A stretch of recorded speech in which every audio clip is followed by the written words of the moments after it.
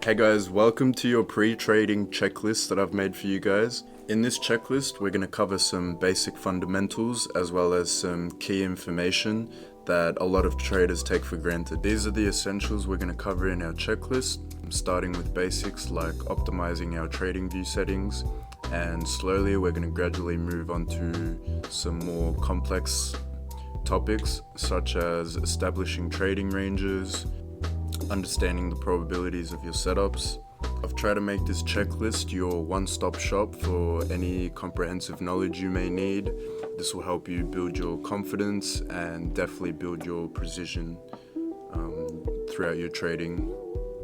So I think it's best off if we get started with our first topic here, which is TradingView settings. So I'm going to want you guys to click on this link for me, and you're going to get taken to TradingView to create a new account.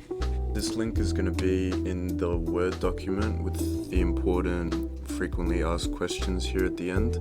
So if you guys wanted this link, it'll be in that Word document.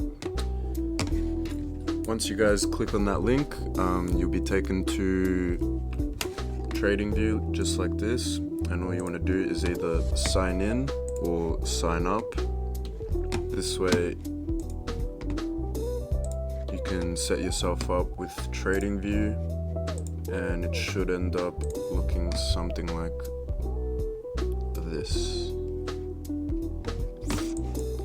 So these are your default settings for TradingView. Everything's white. You got a volume indicator. You really want to start playing with your settings and really getting to somewhere where you like. So what I'd recommend doing first is getting rid of volume indicators and any other indicator you might have. So the very first thing you guys want to do is make sure your chart looks nice and your chart is set up how you want it to be set up. So maybe start by changing the colors of the candles. So here we can go in, change all the colors of the candles.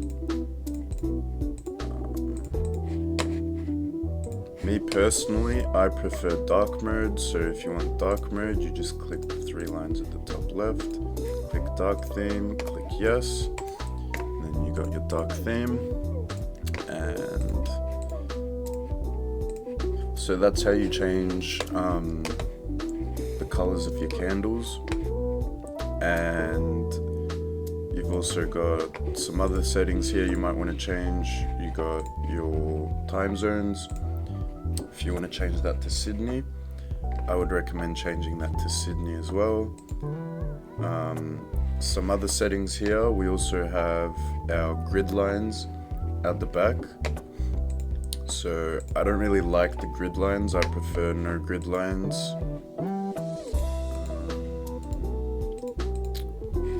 Some other options you guys might want to change here just to make your charts a little bit cleaner is you're going to your status line and removing your logo, your title. You can leave your market open status if you want, chart values, bar change values. Yeah, there's also a way to get rid of these buttons, which I already have on my account. But yeah, in my opinion, it really just gives your chart a bit cleaner of a look and keeps things nice and refreshed. So yeah, this would be the very first thing I recommend you guys doing. Once you guys have finished setting up your settings to something that looks clean and you guys like, then we can move on to our next topic, which is checking for news. There's quite a lot of different ways of checking for news calendars, but the one I use is MyFXBook. So all you're going to want to do is go to MyFXBook. You're going to want to click this button that says Economic Calendar. Right, so I'm going to show you guys how to read this. So you guys want to make sure that you guys are on the right time zone. And the way you read this is, these are all the economic folders that are planned to come out. So all the ones you see with the tick on it have already happened. So what you want to do is you want to scroll down to where you don't see ticks anymore, and it will tell you exactly how long is left until that certain news event comes out. So if you see something like this, if you see a high impact USD folder just like this, then you know that you will have to be careful of this when it comes to trading at this time.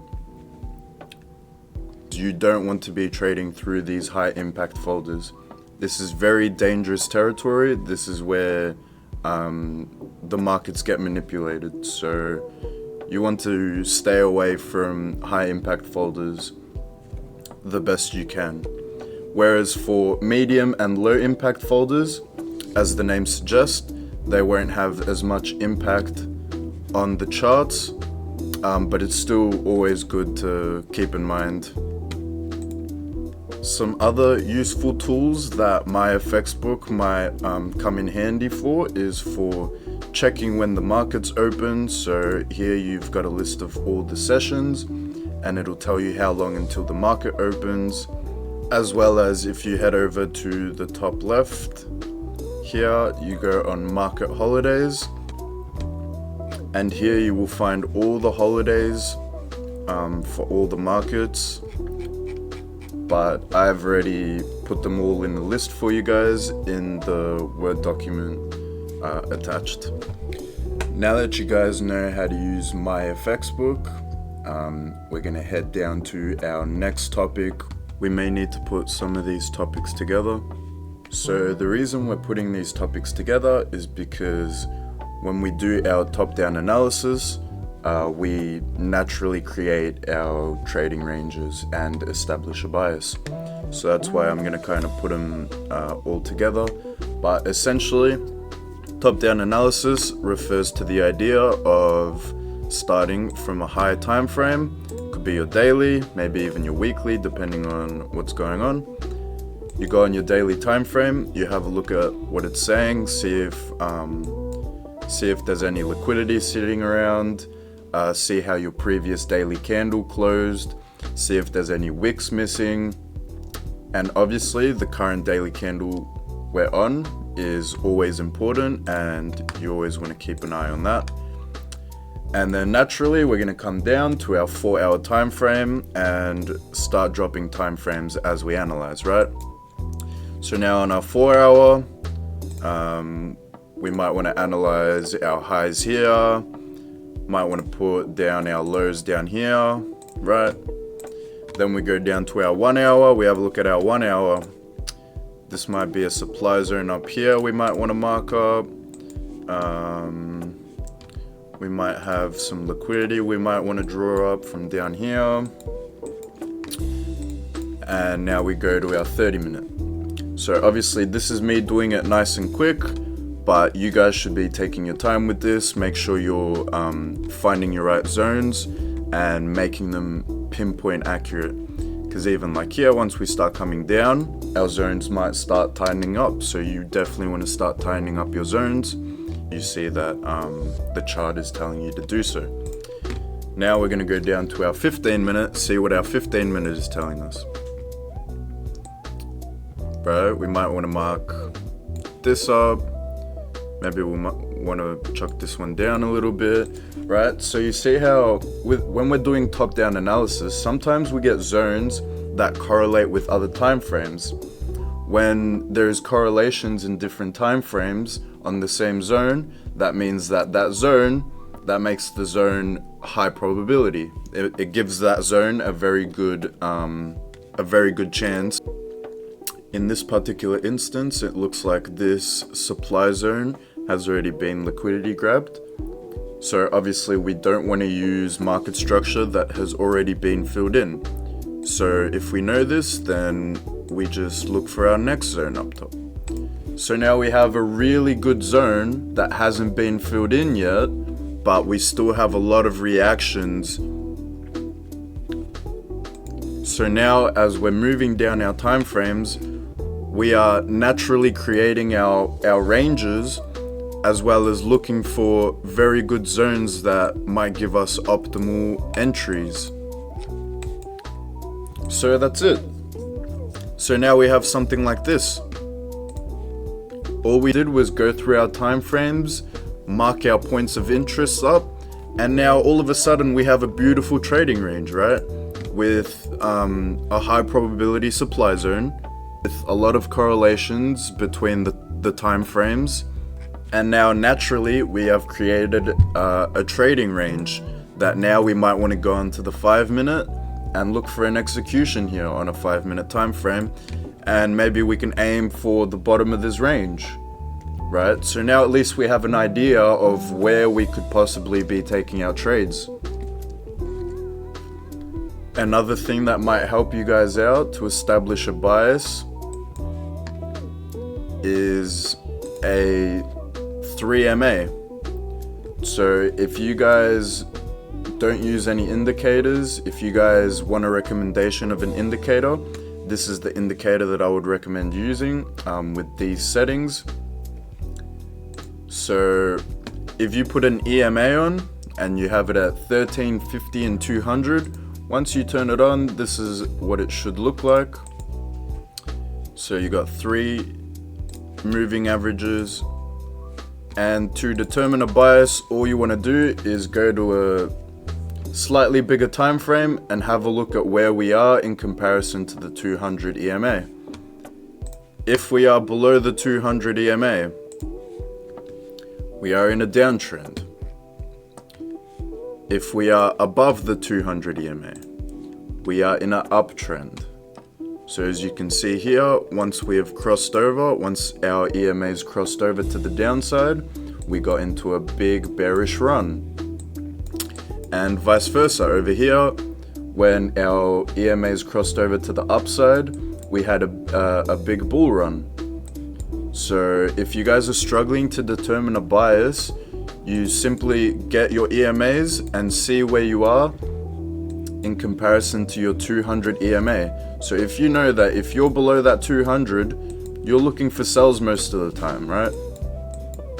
And just by following these simple steps, you'll end up finding out if you're trading with the trend, how probable your executions are going to be, and by knowing this information, you'll also know how probable it is to go the other way. If you decide to counter trend trade, at least you know what the probabilities of you going against the trend will be. As well as also having the opportunity to spot out liquidity grabs. So if you mark your zones up and you see the price coming up and it doesn't seem to be respecting your zone, if you don't see any other zones near, there is a chance that this could come up, sweep the highs, and liquidity grab your zone. So just by having these zones marked up, it gives you a very good basis and understanding of what could happen throughout the night. Now back to our list. So we've organized our TradingView settings, we've learned how to check for news, we have done our top-down analysis, we've learned how to establish a bias, we have established our trading ranges, we've seen how this helps us with determining probability, news we've got again, and now we're up to trade journal. Trade journal just means that you guys are keeping a record of your trades, no matter if they're winning or losing trades. You just want to make sure you have that record of your trades to make sure your back testing is accurate. Now we're going to move on to some important information as well as some frequently asked questions. This is the Word document I've put together for you guys. I'm just going to go through it quickly. So obviously TradingView is allowed, however the futures charts do require paid subscription. So I do recommend using just CFD charts. If you're not quite sure, you just have to make sure that your symbol says CFD and it's not an actual futures chart, because if you use an actual futures chart, it will be delayed by 15 minutes or you will have to pay for it. These are your market sessions. This is information about daylight savings, your futures contracts, and the best times to be in the markets. If there's anything you guys want me to add to this that you guys think might help you out, just let me know and I can add that for you guys. Alright, finally we're going to move on to our last topic. Okay guys, now that we're on our P Pro 8, what you want to do is go to your keyboard settings, make sure you have your stop loss set up as well as a flattened position. Once you got those set up, just want to apply OK. So once you guys have your keybind set up, all you want to do is open up your stop. So obviously at this point you guys would be in a position, so let's say I'm in a buy right now. So once you're in a position, you're going to want to open your stop price and you're going to want to put the number in where you want your stop loss to be. So in this case, just to see how it works, we'll put it at 19465.72. So 19.72. And then all you want to do once you've put your number in is click your flatten button. So as soon as I click my flatten button, you'll see down here it's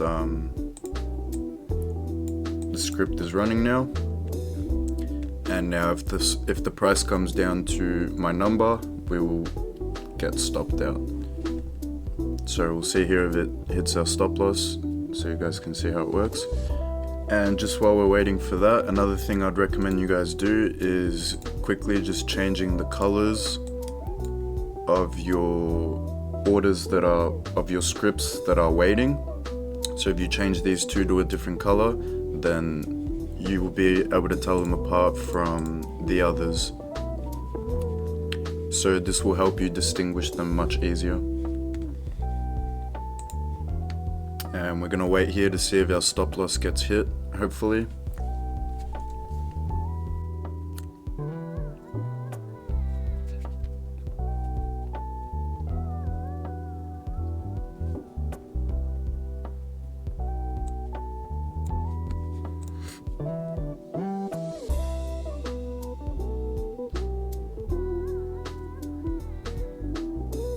And there we go. So our stop loss script has been filled in and it's taken us out of the trade, and here you can see flattening script ran successfully. So now it'll turn white, and that's it guys, that's how you do it. So yeah guys, I think these are the most basic but essential requirements you need to do every night before you even start trading. So I hope you guys enjoyed. Let me know what you think about it. Let me know if there's anything you want me to add or expand on. But I hope this helps you guys out a little bit.